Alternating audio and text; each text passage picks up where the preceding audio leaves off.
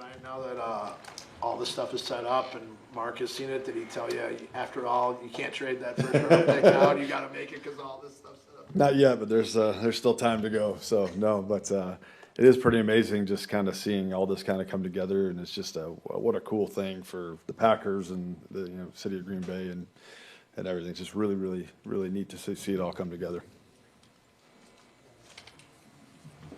You've had a bunch of extra picks the last few years with the trades.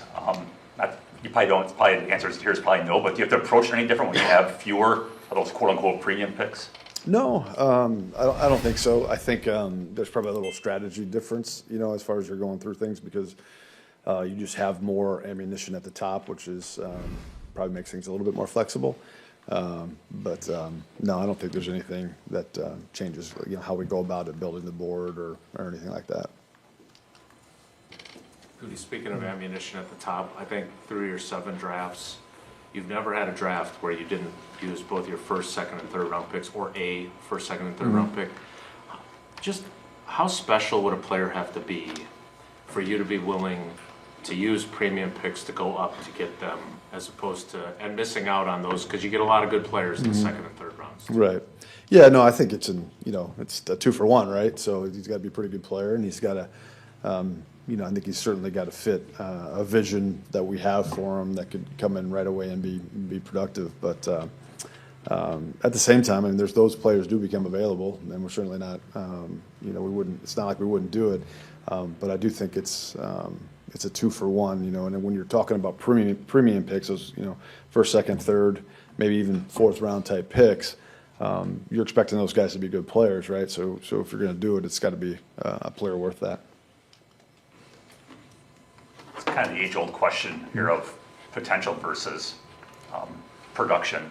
But can you kind of talk about the internal debate among you guys? There's a prospect you know is going to be good, was good, but maybe doesn't have the upside of a guy who's got these great traits, but didn't have a whole lot of production, but you can maybe visualize them getting there. Yeah, well, what you're trying to predict is what they're going to do in the National Football League. That's first and foremost. So, if a player didn't have the kind of production that you think he should in the college level, there's a lot of discussion about why that was, and if you think that that's something that as he moves forward and he progresses as a football player, if that's going to change or not. So that's really it at the end of the day. It's just a matter of looking at his game, and as he moves into the National Football League, will those traits allow him to become a more productive player than maybe he was in college? So I think that's kind of how you look at it. So how do you project that?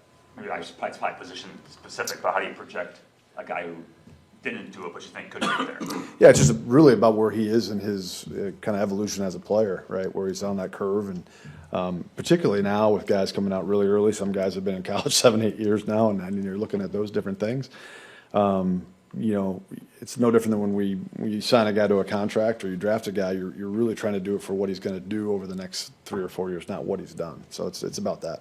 Brian, when you have those discussions, and how often are there vehement disagreements, and if so, how do you guys handle that? I mean, I can't imagine a guy who's followed a prospect from the moment he stepped on whatever campus, Right, gets in front of the group, and then maybe they don't see it the same way. How do you guys handle that?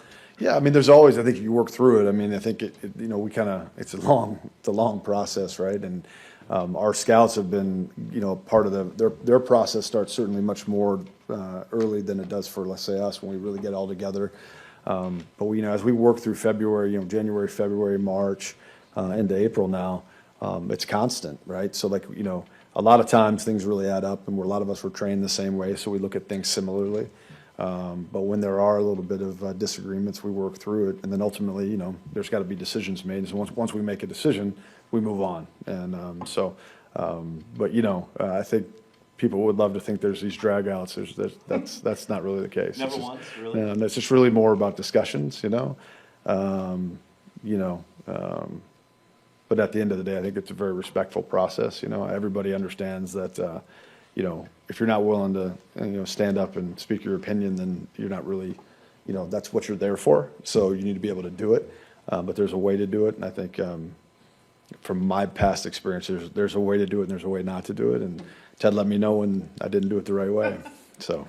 Brian, come Saturday at 6, everyone's going to want to grade the draft for each team, A, B, C, D, F.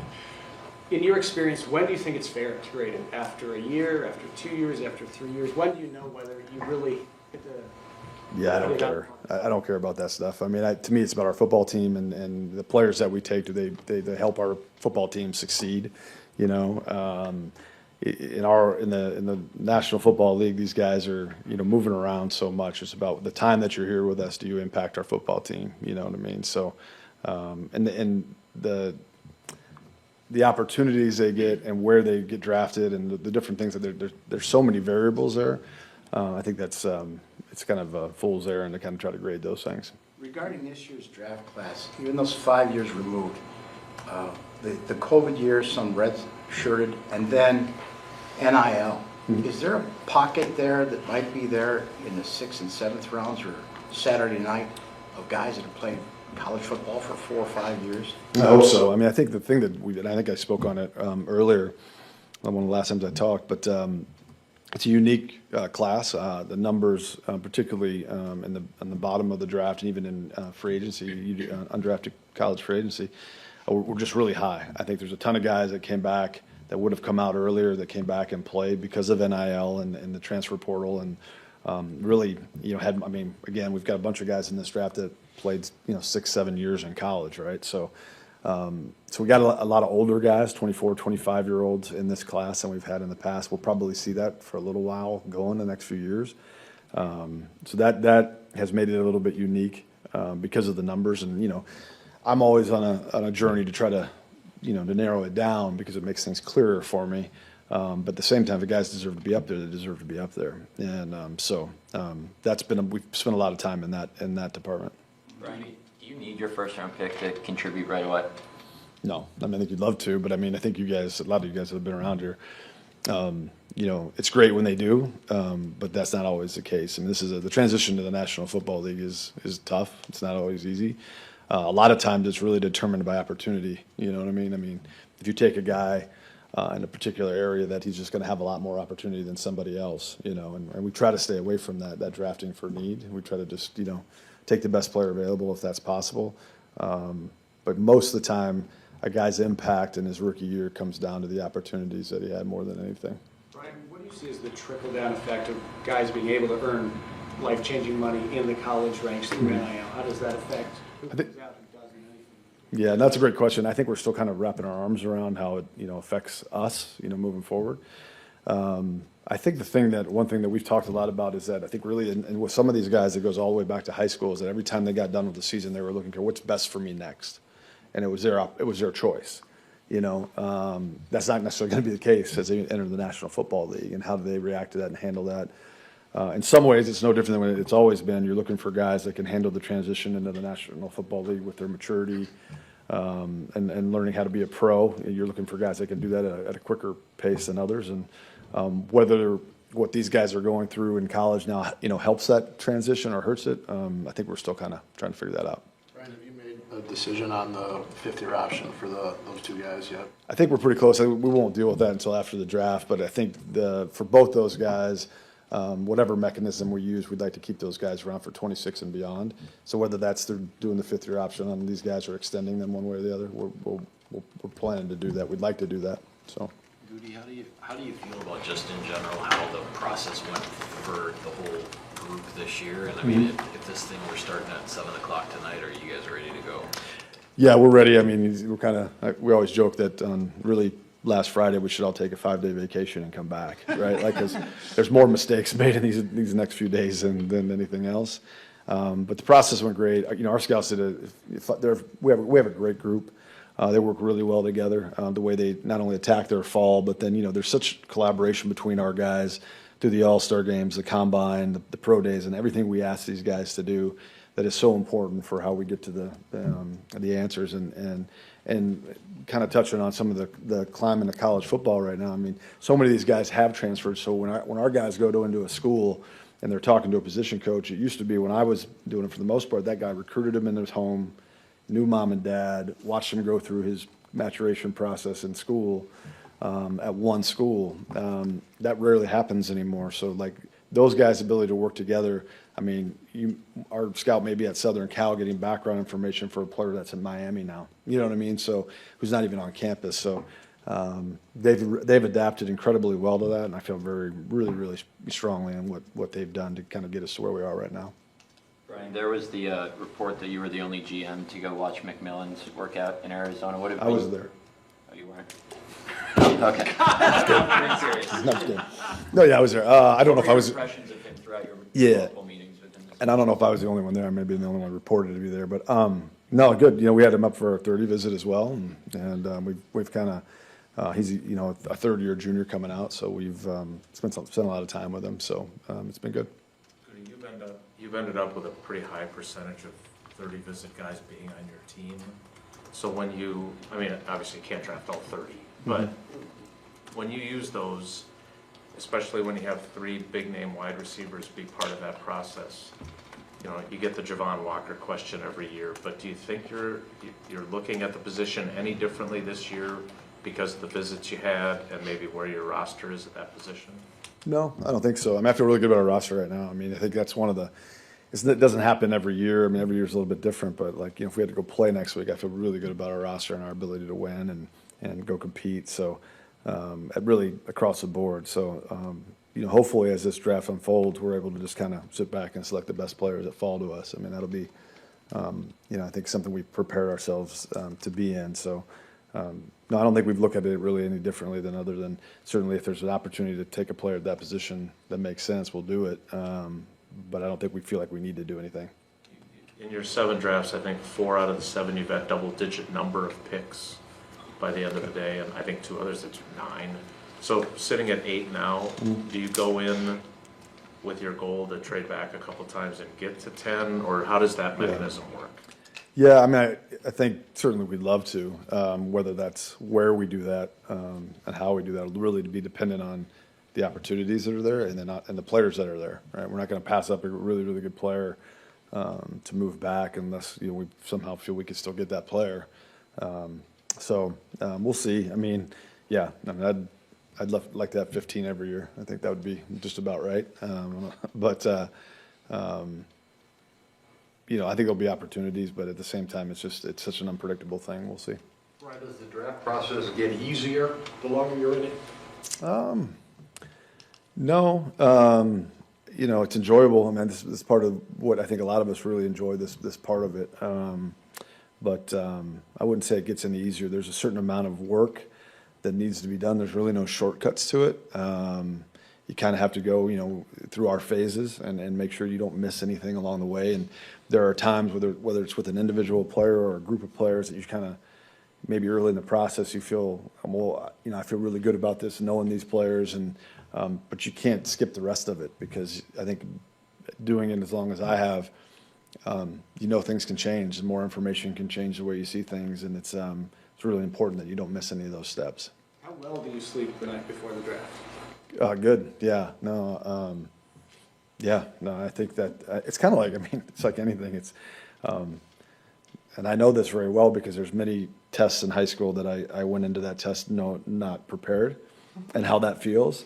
And a few of them I was prepared, and it's just like that. I mean, when you feel really, really prepared, I think you feel really good about it. You don't worry too much about it. Again, it's unpredictable. I think we really haven't ever been up. I think AJ Hawk would take him 5th, I think, or something like that. I think when you're in that top 10, you have a little bit of an idea of how things are falling. You're working really hard to make sure you know how those things are going to fall because it is going to matter. I think when you're picking in the 20s or higher like we have most of the time, it's just very unpredictable. So you just have to be, you have to be prepared across the board. So are you proof that you cannot be prepared for high school tests and still be a success in life? Yeah, we'll stop there. We asked you questions last year about the RAS score and how that fits in. Obviously, Stewart has a 9.99. I think Rashawn was a 9.95. In what ways do you use that as a puzzle piece? Mm-hmm. And how much of that do you have to be a little bit careful with, especially if production doesn't match RAS score? Yeah, so we don't use RAS score at all. We don't have anything like that. We do have some analytic scores that our analytic people do on their own that measures, athletic traits and other things. But we've never really used an RAS. I know what that is. We've never really used that in any, whether it's free agency, the draft, or anything like that. So now I've come from the Ron Wolf, Ted Thompson, so like traits are very, very important to us. Testing numbers are important. And that's part of the changing world in scouting right now is, these guys are really picking and choosing what they do. We don't have universal numbers across the board like we used to. Which makes it tough, but there are some new technologies coming into play with GPS data and things like that you kind of have to try to make up for it. So the traits are really important to us, but at the same time, on like a cumulative RAS score, we've never really used that at all. There's so much testing for these prospects from the combine, the physical stuff, the medical stuff, Wonderly tests this, that. Is there any sort of questions that you lean on to try to gauge a player's competitiveness, how much he just wants to be a football player out there? Is there something that you lean on year after year you feel has helped you gauge that in the guy? Yeah, that's a great question, and yeah, we do. It's their past history and what our scouts are able to determine while they're in the schools, and what the people that are around them say about them, how they handle adversity, how they handle teammates, all the things that go into that. That's really, now we do some psychological testing when the guys actually take the tests. That gives us some insight into some of those things, but really it's the boots on the ground and the guys that have, really invested in the people around that player and how he's handled himself in the 3 or 4 or 6 or 7 years he's been in college. Brian, how much more challenging is it with a lot of the players this year not doing some of the testing, whether it be via injury or just choosing not to do a specific test? Does that change your eval or just make it more difficult for you? Makes it more difficult, I think, and it does change it. I mean, we've always kind of, know what you know and know what you don't know. Well, there's some things we don't know this year that makes it you more uncomfortable as you're going down the path to selecting these guys. So it's unfortunate. I don't think it really helps the player. I think it hurts them when they don't do these things. But at the same time, that's just that we have to. It's our job to figure out another way, and so we've spent a lot of time on that as well. Along those lines, Brian, and you mentioned GPS data a second ago. Is there does every college have GPS data? Like you can look at a corner receiver and know, or again, are you trying to? Yeah, I wouldn't say every college. I would say certainly the major colleges, Power 5 and all that stuff, but we don't have it on every player. But we do have a lot of data, and our guys, do a great job under Mike Halbach and football technology of kind of putting that into, into kind of a format that makes sense for us as we move forward. So if we don't have certain testing numbers, maybe we have something that can make up for that. In the first round, when you're picking in the 20s year after year, how much in years past have 3 or 4 trade-ups have shocked you that changes your board when you get to your pick? And how much time can you spend on scenarios and if that might happen? Yeah, so you're saying if somebody trades ahead of us and takes a player maybe we weren't expecting, happens all the time. And so, we spend the majority of our process is really trying to get, the board right vertically by position. And then, at the end here, we do spend a ton of time, obviously, horizontally and trying to get that right as well. So, once you kind of get to that spot, you kind of work through those scenarios a little bit, what you might be faced with, but yeah, so to me, you've gone through it so many times that, even when it happens, it doesn't tend to, take you off out of your thought process because you've probably already gone through it. So, Ryan, in the past, you've shown that if you go out and maybe address a need for agency, you're not afraid to go and draft somebody in basically that same group or that same position. How important is it to kind of balance those contracts that are a little bit higher, your higher paid guys, with rookie deals that are a little bit more team friendly, especially at the beginning of their contracts? What exactly do you mean to that? Well, So, in the past, like a few years ago, when you went out and drafted, you went out and signed Za'Darius and Preston, Right. you drafted Rashawn, Yeah. you signed Amos, you draft Darnell. Last year, you signed McKinney, you draft 3 safeties. Right. How do you balance that where you're addressing a need for now with somebody that's going to be high paid, but Right. also adding competition in that room with guys that aren't? yeah, good question. I think it's, to me, you always want to, in each room, you'd like to have a mix, of that, if you can. It's not always possible. But I think you'd like to be developing players along with guys who are ready to play as well at the same time. So, but, to me, like, the one nice thing about here is it doesn't matter your draft status or your contract status, the best players are going to play, you know? I think having that comfort level that, you know, we've always had the sport. Mark obviously has been so supportive with how Matt and I have done things over the last 6-7 years. And that's the one thing, like, you know, it doesn't matter if we take you really high and an undrafted free agent comes in and is playing better, like that guy's going to play, right? So I think it's a good way to build a football team, and it's a luxury that we have here. You also have a bunch of guys who are getting ready for second contract extensions like Zach, Christian, Romeo. Do you have to be conscious of maybe where those discussions are and maybe prepare to address needs, or do you just kind of, it will work itself out? Yeah, no, I think you're very aware of those things, and not necessarily where the discussions are, because sometimes we haven't started any of those discussions yet, but you have to be aware of where your football team is. And I do think when I, maybe earlier on in my career, you know, where you might be looking 3, 4, 5 years out, now you're really looking 2 to 3, you know, with the way the cap is moving, and just the nature of the National Football League. I mean, you know, that's just kind of the way it is. So I think you're aware of that. Whenever you go into, whether it's free agency, the draft, it's never looking at 1 year. It's never looking at just that season coming up. It's usually looking at least the next 2. Brian, you mentioned earlier about feeling good about your roster and being able to go out right now, play and win.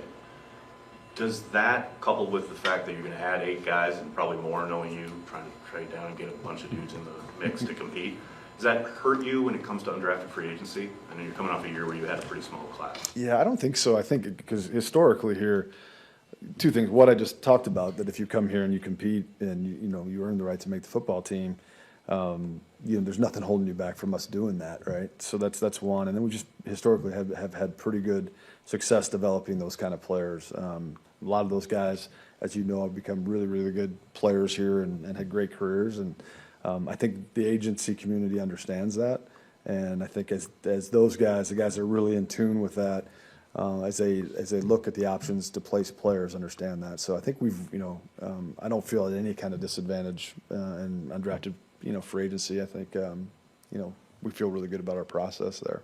There's so much data out there, but evaluating on-field instincts and your guys, when you're having your meetings, is that, lack of a better term, the tougher conversations because maybe you can't quantify it compared to someone who's a super high-end athlete? Yeah, that's a great question. And yeah, that's what's one of the harder things. I think also one of the harder things is where he is in his development with that, because instincts aren't something you either have or don't have. I think it's something that is, you know, over time you either, you know, gain or don't. But every player is at a little bit different part of their process. A lot of that depends on how much playing time they got in college and maybe where they came from even in high school. You know, there's some guys that didn't start playing football till their, you know, junior, senior year of high school, while other guys have been playing since they've been 5.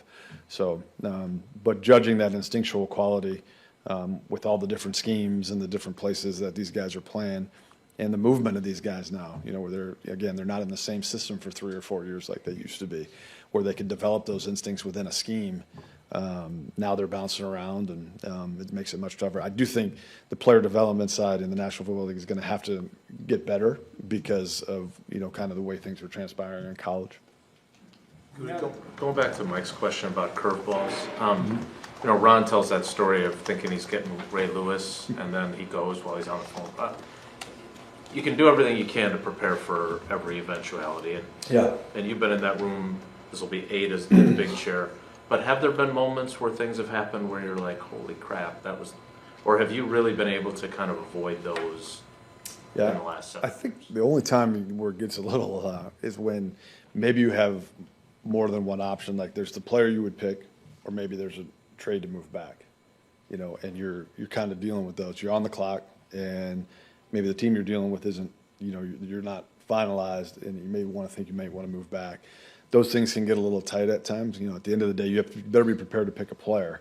You know, I've never ever felt like when it was time to pick that I didn't have a player to pick or wasn't, you know. But I do think there was times, okay, maybe we have a few players to pick, and we were looking to move back and trying to get a deal there. And you know, you're on the clock, and there's time, and you know. But as far as like, you know, it's no different at every point in every round.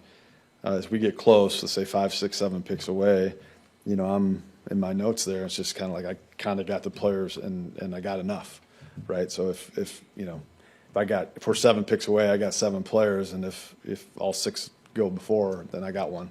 So, yeah, I think, but I do think there's times when there's maybe options to move out of that pick or pick the player that can kind of get a little bit, I wouldn't say just tense. You're just trying to find out if it's going to work or not. And then going back to Dave's question earlier, so I can't tell you how many times I've heard you say, well, this guy loves football. And we would assume, well, they all love football, right? They're going in the NFL, but that's not always the case, and we've seen that with some guys. So Yeah. is it, where does that fit into the puzzle of talent and production and everything else? But also with guys moving from school to school, like you were talking about earlier, is that getting harder and harder to get a good feel on because you do value it? Yeah, I think the motivation of why guys play is something we spend a lot of time trying to find out their whys. I do think it's important. This league's hard. There's a lot of adversity for even the best players, and to go out there and compete each and every day to get better, it takes a lot. I mean, this is a lot of competition in these rooms. So the motivation for these guys to go to do that better be strong. If it's not, it's probably easy to find a way out. And I think one of the other questions was like, we're getting a lot more players that probably have some more options now too because of what the money they might have made in college. There's not a ton of those guys that made life-changing money in college, but there's a few. And when it gets hard, how do they respond to that? I mean, we spend a lot of time throughout this process trying to figure that out. The other thing, as you guys know, is priorities change, whether that's within the first 3 or 4 years they're in the National Football League or when they get into second and third contracts, priorities change, and the will to compete every day and go out there can change on guys too. So it's not only something that, as we evaluate college players coming into the league, we're constantly evaluating our own players and players across the league. Right, now the draft weeks arrive. You joked earlier in the offseason about the logistics may be this or that. Are there any logistical challenges for you? And on a secondary note, throughout the building, do you sense an amount of pride for putting on this event here, despite what it makes for more work for some people? Yeah, first of all, not a ton yet, the logistics part of it. I'm a little concerned about our scouting staff because they got to walk right through the corridor of all the bars to the hotel, and that's a very temptation there. So but in all seriousness, it's been really cool to see the kind of the organization, the city, everybody rally around. I mean, this is something I don't think a lot of people thought could ever happen. And whatever complications there are, trouble getting in and out of here, well worth it. And I'm just really excited to see, how this thing comes together. And I just think you got to give Mark a lot of credit. I mean, this was obviously his vision, and for him to be able to pull this off has been really cool to see. So 2 more, 2 please. years ago, you had this big draft class, 13 guys, and a lot of them still here, contributed early. And starting like with Van Ness, they're in their 3rd year. How high is the expectation from that? Yeah, we have high expectations for Luke. We always kind of have. Obviously, we took him very early, and I'm excited for him. He's still a really young player, and as you guys know, when he was in college, he didn't play a ton in college. So, but we're very excited where he is on his developmental path, and expect big things from him this year. So, certainly, if we're going to get to where we want to go to, he's going to be a big part of that. And so, he's here, and I know. He's here. I think he's here early. I know he was here for a while, and then he did the tailgate tour and stuff. And so I know it's really important to him, and he's been busting his tail to be right this year. Would you still like to have a resolution on Jair before Thursday? And if you don't trade him before or during the draft, are you just going to keep him on the team for next season? Yeah, we'll work through that. I don't really have any updates on Jair. He's obviously on our roster right now. We'll see how the draft goes, and then see where we are at that point. I know you're very supportive of John Eric taking another job. That did not happen. You get still his benefit of his experience here. Not going. But just how nice is that for the draft to still have him around? Yeah, I mean, John Eric's a huge part of our process. Certainly someone that I've worked with for a very long time and lean on for a lot of things. He's absolutely 100% ready to run his own show, and I think that time's coming. We'll enjoy every minute we have with him. If he's here for as long as I'm here, that's great. No, it's kind of like